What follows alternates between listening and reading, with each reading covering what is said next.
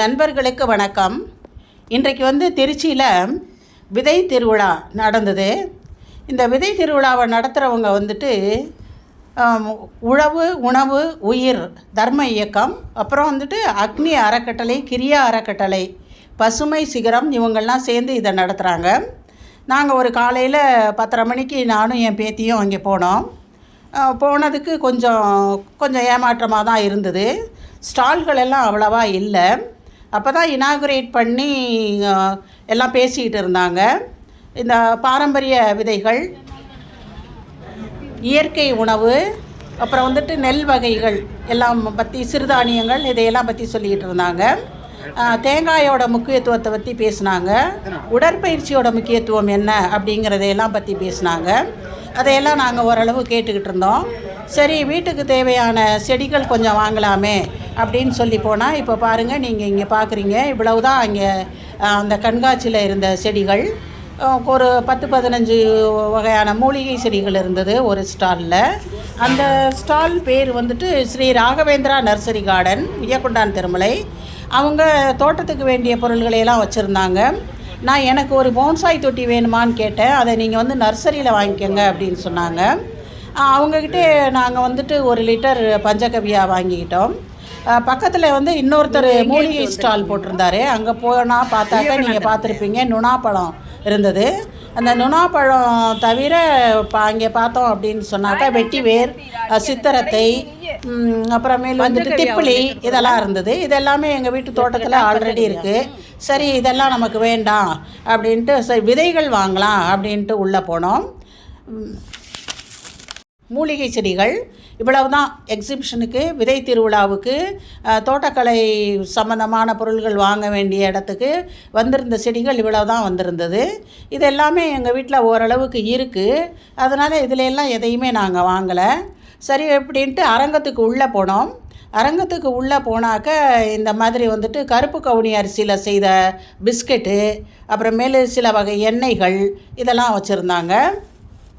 மேலும் அங்கே போய் பார்த்தோம் அப்படின்னாக்க இந்த இயற்கையிலே தயாரித்த எண்ணெய் வகைகள், அப்புறம் தோட்டத்துக்கு தேவையான உபகரணங்கள், இங்கே பார்த்தீங்கன்னாக்க சிறுதானிய உணவு வகைகள், சில டானிக்குகள், இதெல்லாம் வச்சுருந்தாங்க. இந்த ஜெயரங்கா அப்படிங்கிறவங்க ஆயுஷ் சிகிச்சை, அதாவது மூட்டு வலி, கால் வலி, இந்த மாதிரி இதுக்கெல்லாம் சிகிச்சை அளிக்கப்படும், வேணும்னா எங்களை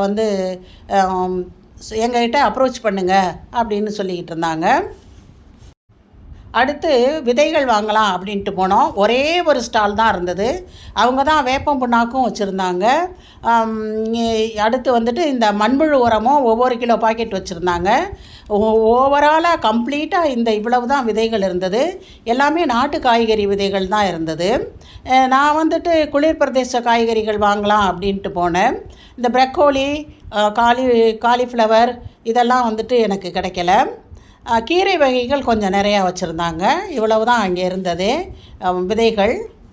அதுலேயும் தான் ஒரு 5 விதை நாங்கள் வாங்கிட்டு வந்தோமேன்னு சொல்லிவிட்டு, என்ன தான் விதைகள் வீட்டில் இருந்தாலுமே கூட எக்ஸிபிஷனுக்கு போய் நம்ம வருஷம் வாங்கி பழக்கம் ஆனதுனால இப்போவும் நான் வாங்கினேன்.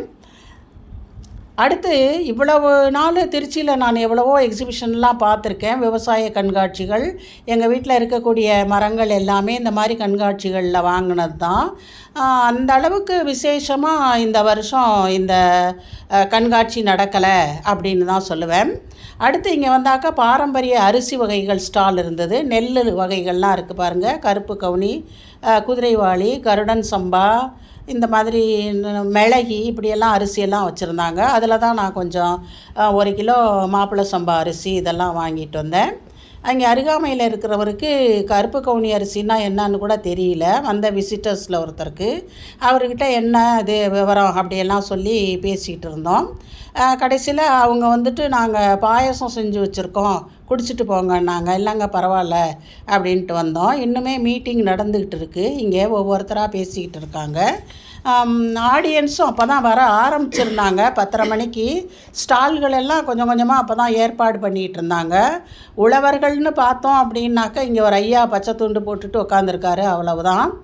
மக்களும் குறைவு தான். அப்புறம் ஒரு அரை மணி நேரம் கழித்து படிப்படியாக கொஞ்சம் மக்கள் வர ஆரம்பித்தாங்க. அதுலேயே நான் என்னோடய சப்ஸ்கிரைபர் ஒரு மேடத்தை சந்தித்தேன். அதில் ரொம்ப சந்தோஷம்.